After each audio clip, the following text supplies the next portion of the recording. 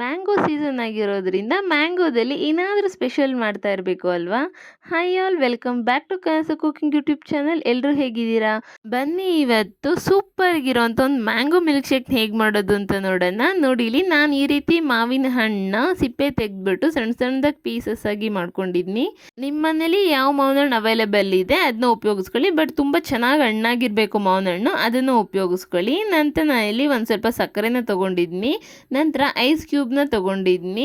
ನಂತರ ಒಂದು ಕಪ್ ಆಗೋಷ್ಟು ಐಸ್ ಕ್ರೀಮ್ ಅಂದರೆ ವೆನಿಲ್ಲಾ ಐಸ್ ಕ್ರೀಮ್ನ ತೊಗೊಂಡಿದ್ನಿ. ನಂತರ ಒಂದು ಕಪ್ ಆಗೋಷ್ಟು ಅಂದರೆ ಒಂದು 1/4 ಲೀಟ್ರ್ ಆಗೋಷ್ಟು ಹಾಲನ್ನ ತೊಗೊಂಡಿದ್ನಿ. ಒಂದು ಮಿಕ್ಸರ್ ಜಾರ್ಗೆ ನಾವು ಸಣ್ಣ ಸಣ್ಣದಾಗಿ ಪೀಸ್ ಮಾಡ್ಕೊಂಡಿರೋ ಅಂಥ ಮಾವಿನ ಹಣ್ಣನ್ನ ಸೇರಿಸ್ಕೊಳ್ಳೋಣ. ಆದಷ್ಟು ಚೆನ್ನಾಗಿ ಹಣ್ಣಾಗಿರೋಂಥ ಮಾವಿನ ಹಣ್ಣು ಉಪಯೋಗಿಸಿ, ಆವಾಗ ಮಿಲ್ಕ್ ಶೇಕ್ ತುಂಬ ಚೆನ್ನಾಗಿ ಬರುತ್ತೆ. ಜ್ಯೂಸ್ ಅಂಗಡಿಲಿ ಕುಡಿತೀವಲ್ವ ಮಿಲ್ಕ್ ಶೇಕ್ ಅದೇ ರೀತಿ ಇರುತ್ತೆ. ನಂತರ ನಮಗೆ ರುಚಿಗೆ ಎಷ್ಟು ಬೇಕೋ ಅಷ್ಟು ಸಕ್ಕರೆನ ಸೇರಿಸ್ಕೊಳ್ಳೋಣ. ಸಕ್ಕರೆ ಇಷ್ಟಪಡದೇ ಇರೋರು ಜೇನುತುಪ್ಪ ಸೇರಿಸ್ಕೊಳ್ಳಿ, ಬಟ್ ಸಕ್ಕರೆ ಸೇರಿಸ್ಕೊಂಡ್ರೆ ಒರಿಜಿನಲ್ ಟೇಸ್ಟ್ ಬರೋದು. ನಂತರ ಒಂದೆರಡು ಐಸ್ ಕ್ಯೂಬ್ನ ಸೇರಿಸ್ಕೊತೀನಿ. ನಾನು ಹಾಲು ತೊಗೊಂಡಿದ್ದೆ ಅಲ್ವಾ, ಅದರಲ್ಲಿ ಅರ್ಧ ಆಗೋಷ್ಟು ಹಾಲನ್ನ ಉಪಯೋಗಿಸ್ತಾ ಇದ್ದೀನಿ. ಇವಾಗ ಉಳಿದಿದ್ದ ಹಾಲನ್ನ ಲಾಸ್ಟಲ್ಲಿ ಉಪಯೋಗಿಸ್ಕೊಳ್ಳೋಣ.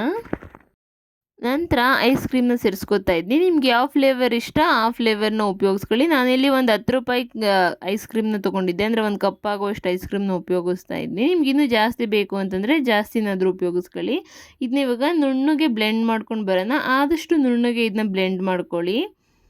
ನೋಡಿ ನಾನು ಈ ರೀತಿ ಬ್ಲೆಂಡ್ ಮಾಡ್ಕೊಂಡು ಬಂದಿದ್ದೀನಿ. ತಿಕ್ನೆಸ್ ಸ್ವಲ್ಪ ಜಾಸ್ತಿ ಇದೆ, ಅಂದರೆ ಮುಂಚೆ ನಾವೇನಾದರೂ ಹಾಲು ಸ್ವಲ್ಪ ಜಾಸ್ತಿ ಹಾಕ್ಬಿಟ್ರೆ ನೀಟಾಗಿ ಬ್ಲೆಂಡ್ ಆಗಲ್ಲ ಅಂತಂದ್ಬಿಟ್ಟು ಸ್ವಲ್ಪನೇ ಹಾಲು ಸೇರಿಸ್ಕೊಂಡಿದ್ದೆ. ಇವಾಗ ಇನ್ನು ಸ್ವಲ್ಪ ಹಾಲನ್ನ ಸೇರಿಸ್ಕೊತೀನಿ. ನೋಡಿ ತಿಕ್ನೆಸ್ ಈ ರೀತಿ ಇದೆ, ಸ್ವಲ್ಪ ತಿಕ್ನೆಸ್ ಜಾಸ್ತಿನೇ ಆಗಿದೆ. ಅದಕ್ಕೋಸ್ಕರ ಈಗ ಉಳಿದಿರೋಂಥ ಹಾಲನ್ನ ಸೇರಿಸ್ಕೊಂಡು ಬ್ಲೆಂಡ್ ಮಾಡ್ಕೋತೀನಿ.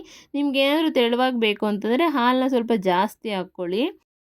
ನೋಡಿ ಮತ್ತೆ ಬ್ಲೆಂಡ್ ಮಾಡ್ಕೊಂಡಿದ್ದೀನಿ ನಾನು. ತಿಕ್ನೆಸ್ ಯಾವ ರೀತಿ ಇದೆ ಅಂತ. ವಾವ್, ಆ ಕಲರ್ ನೋಡಿ ಎಷ್ಟು ಚೆನ್ನಾಗಿ ಕಾಣಿಸ್ತಿದೆ. ಮ್ಯಾಂಗೋ ಮಿಲ್ಕ್ ಶೇಕ್ದು ಕಲರ್ ತುಂಬ ಚೆನ್ನಾಗಿದೆ.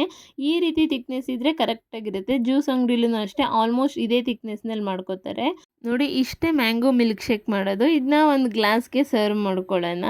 ನೋಡಿದ್ರಲ್ವ ಎಷ್ಟು ಸಿಂಪಲ್ಲಾಗಿ ನಾವು ಮ್ಯಾಂಗೋ ಮಿಲ್ಕ್ ಶೇಕ್ನ ಮಾಡ್ಕೋಬೋದು ಅಂತ. ಹಾಗಾದರೆ ಈ ರೆಸಿಪಿ ನಿಮ್ಗೆ ಇಷ್ಟ ಆಗಿದರೆ ಪ್ಲೀಸ್ ಲೈಕ್ ಮಾಡಿ, ಶೇರ್ ಮಾಡಿ ಮತ್ತು ಕಮೆಂಟ್ ಮಾಡಿ. ಮತ್ತಷ್ಟು ಈಸಿ ರೆಸಿಪಿಗಾಗಿ ಕನಸು ಕುಕಿಂಗ್ ಯೂಟ್ಯೂಬ್ ಚಾನಲ್ನ ಸಬ್ಸ್ಕ್ರೈಬ್ ಮಾಡೋದು ಮರಿಬೇಡಿ. Thank you for watching. Thank you all.